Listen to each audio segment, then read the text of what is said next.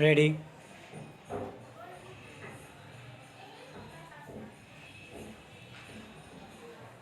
Start. पश्चिम बंगाल में विधानसभा चुनाव के बाद हुई हिंसा की जांच के मामले का लंबा चलना न केवल चिंताजनक बल्कि दुखद भी है।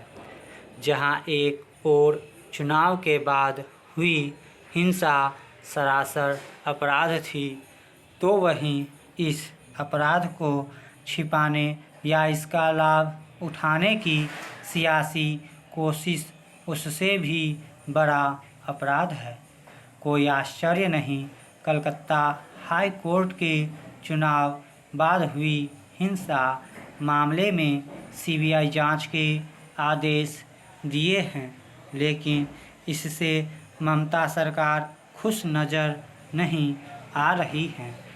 संकेत यही है कि पश्चिम बंगाल सरकार हाई कोर्ट के फैसले को सुप्रीम कोर्ट में चुनौती देगी। मतलब इस दुखद प्रकरण को अभी और आगे खींचना है। हिंसा क्यों हुई, किसने हिंसा को बढ़ावा दिया, किसने हिंसा को छिपाने की कोशिश की, ऐसे अनगिनत सवाल हैं जिनका उत्तर लोग जानना चाहते हैं। और कलकत्ता हाई कोर्ट ने यही माना होगा, तभी सीधे सीबीआई जांच का आदेश जारी हुआ है। कायदा यही बोलता है कि राज्य सरकार को सीबीआई जांच के लिए तैयार हो जाना चाहिए था, लेकिन जिस तरह का इतिहास रहा है, पश्चिम बंगाल सरकार का सीबीआई पर भरोसा कम है। यह अपने आप में गंभीर बात है। सीबीआई की निष्पक्षता संदेह से परे होती तो शायद यह नौबत नहीं आती। हकीकत और सियासत के बीच फासला होता है, जिसे हम पश्चिम बंगाल में देख रहे हैं।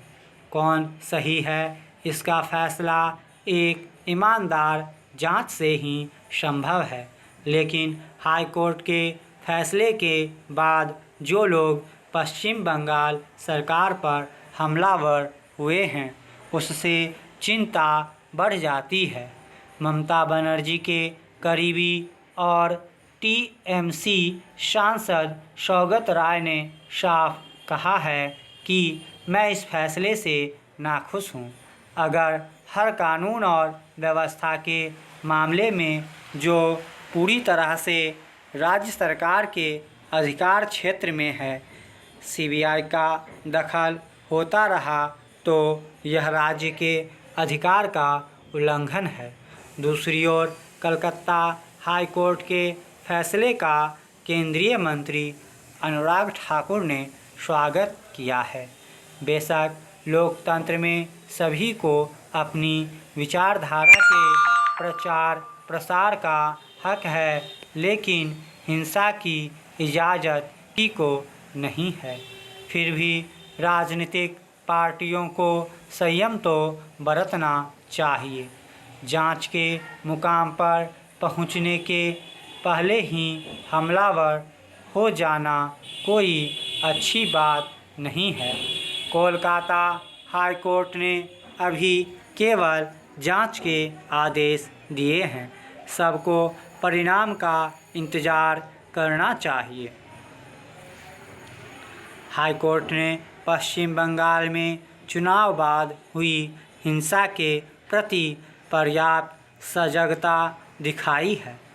कार्यवाहक मुख्य न्यायाधीश राजेश बिंदल की अगुवाई वाली 5 सदस्यीय पीठ ने सीबीआई जांच के अलावा अन्य आरोपों की जांच के लिए एक विशेष जांच दल एसआईटी के गठन का भी आदेश दिया है।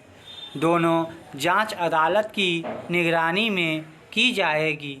सीबीआई को आगामी 6 सप्ताह में जांच रिपोर्ट देने के लिए कहा गया है। 2 तरह की जांच का यह प्रयोग भी नया है। हो सकता है 2 तरह के नतीजे सामने आएं।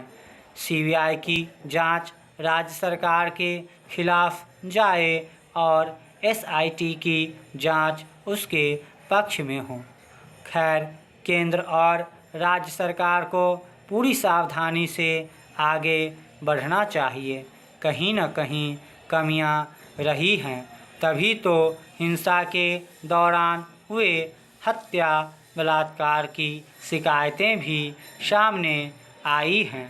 हर हाल में उन लोगों के साथ न्याय होना चाहिए जो चुनावी हिंसा के चलते मारे गए हैं।